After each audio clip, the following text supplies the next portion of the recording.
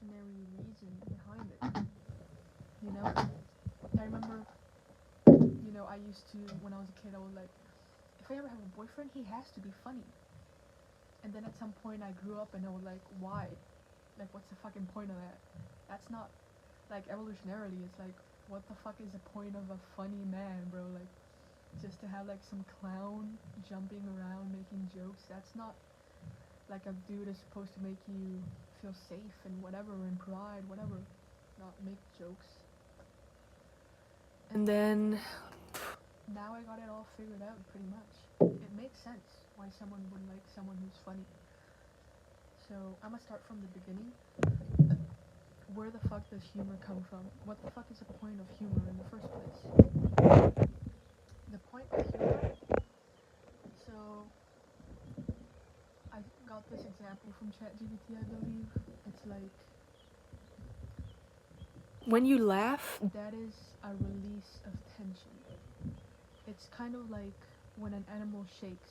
When you shake because you're scared, you're releasing tension, stress, and it's putting like endorphins, hormones, whatever. It's calming you down. It feels good. That's kind of similar to humor. I mean, when you laugh, you release, you know? And fuck, I wish I had my notebook. But, it's evolved from that. So, let's say, for example, you hear a noise, you're like, oh fuck, there's a lion hunting us, right? Back in the day. And then, no, it turns out it's just like a cute little squirrel or something. And so you go from tension up to a very sudden realization. Very sudden. And so all of the tension, all the stress just plummets down. And you make a sound. And ChatGPT told me that evolutionary scientists theorize that the sound is to help alert everyone in the tribe that, oh, okay, it's a false alarm. Don't worry about it, right? But when you release the stress, you feel the endorphins and everything. And so when you feel dopamine, when you feel good, you kind of assign the feel good to the context around you. So if you feel good with people, you will start associating those people with feelings of feeling good. You will start to form a bond with them. So it kind of just became this method of bonding, laughing, humor. You laugh, you bond. That's stage number 2. And so I think, I don't fucking remember. I feel fucking pressure to like maintain a straight line of fucking thinking without drift. Like, I can't just sit here for a minute and just think, and I don't really want to edit this, right? Fucking. Maybe I need my fucking notebook. Alright.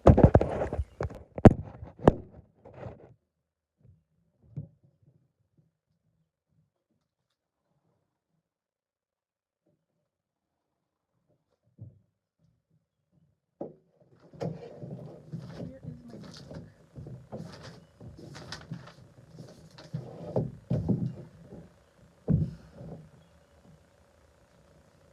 Here's what ChatGPT told me. Oh, fucking forget it. It's too boring. Alright.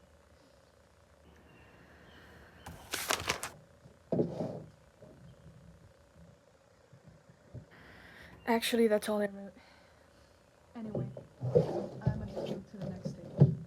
The next stage is when you take that thing of humor and you use it to your advantage.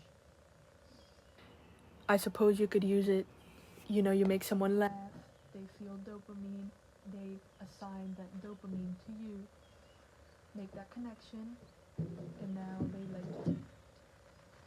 But it's more than that. It's way more than that. See, there is psychology behind humor. You might think it's random. Oh, this person is just naturally funny. No. Intelligence goes into humor. Courage goes into humor. independent thinking is intelligence. Goes into humor. And for example,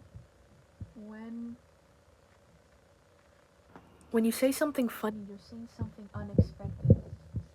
You know, this other person, they're in their ego, they're portraying a scenery, they're drawing a scenery.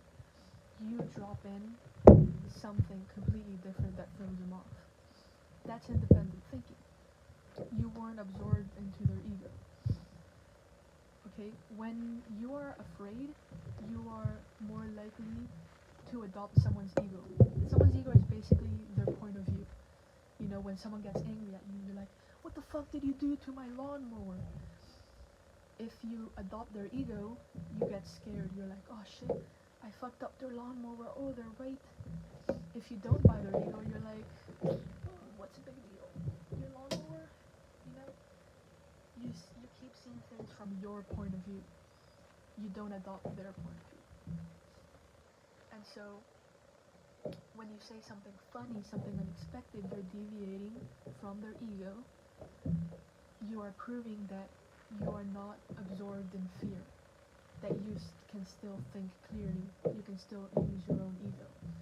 And so that's attractive because you are basically displaying an absence of fear. You're basically like, I'm not fucking scared. I don't give a shit. So, the more dangerous humor is, you know, the more high stakes situation, the more impressive it is. If a joke is too easy, it's too safe, it just kind of becomes cringe, you know, like Facebook jokes, I guess. Or like coworker humor, it's just like fucking cringe. It's like that shit's too safe. So that's one aspect of it. Another aspect of it is if you are doing something funny, like those YouTuber pranksters, they do some crazy shit, right? That shit takes balls to do. To be able to sell people on your ego, to say this is my fucking point of view and you're gonna fucking applaud. And it takes courage to make a joke like in front of people that aren't your friends, to a big audience of people. Why? Because they're gonna disapprove. Some of them are gonna think it's cringe. Some of them you're gonna think you're mean. Something could go wrong. They'll disapprove of you. They'll judge you. And I've tested this before. You know, people react differently to shit. Some people will love it, and that's my next point. Some people will fucking love it. They'll be obsessed with you. Other people will hate you. They think you're so mean and cringe. You're so weird. This is called polarization. You go from being an average Joe. If you're quiet, you don't stand out. No one gives a shit about you, but you're not anyone's enemy as well. You're just like a fucking regular Joe. And I gotta make sure that you're still a regular Joe. When you stand out, you become polarizing. You're either loved or hated, for the most part. So when you stand out, you are basically saying, I can afford to be hated. I can afford to have enemies. It doesn't scare me. I can afford to have none of you like me, to have people preying on my downfall, and I'll be perfectly fine. And that's why it's called state of thrive, I guess. Thrival. It's called survival versus thriving. When you're in survival mode, you don't care about thriving.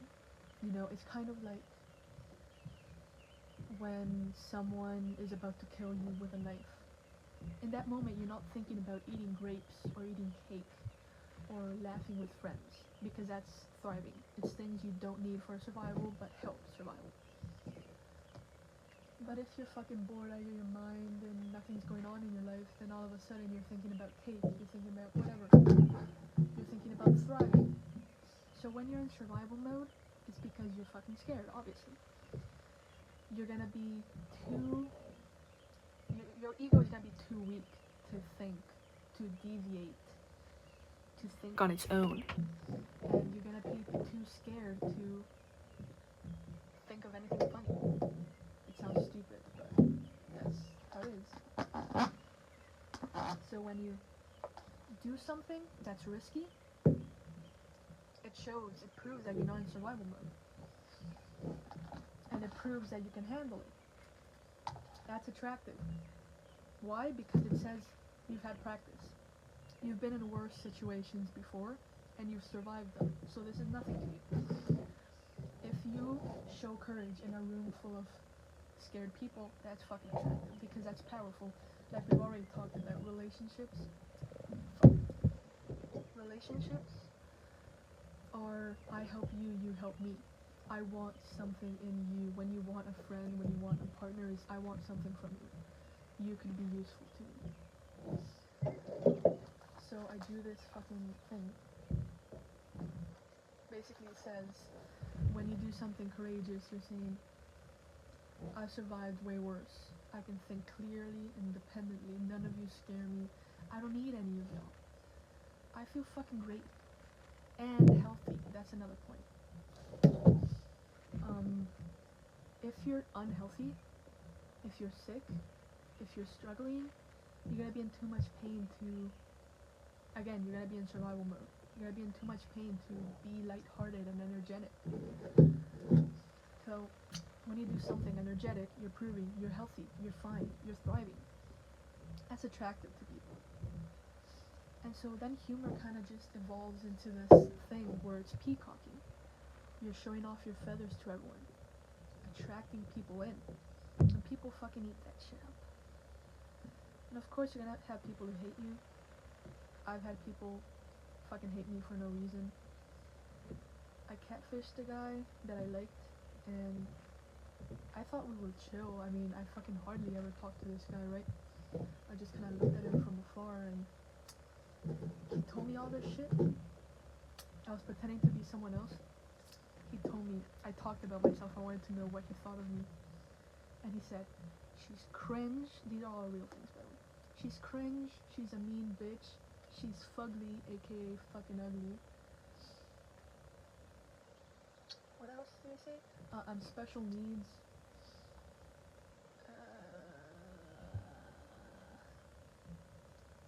My outfit was cringe. My costume for Halloween. He said a bunch of shit.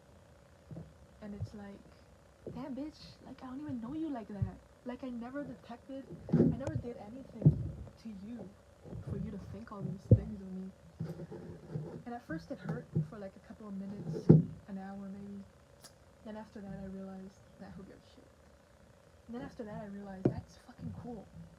If you have enemies and you don't know about it, like they hate you, you don't hate them, it's like, hell yeah. Like you're creating waves. You're polarizing the room. If there's someone out there that hates you, there's someone out there that loves you. Someone out there loves you, someone out there hates you. That's just how it works. And that's humor, evolutionary speaking. That's it.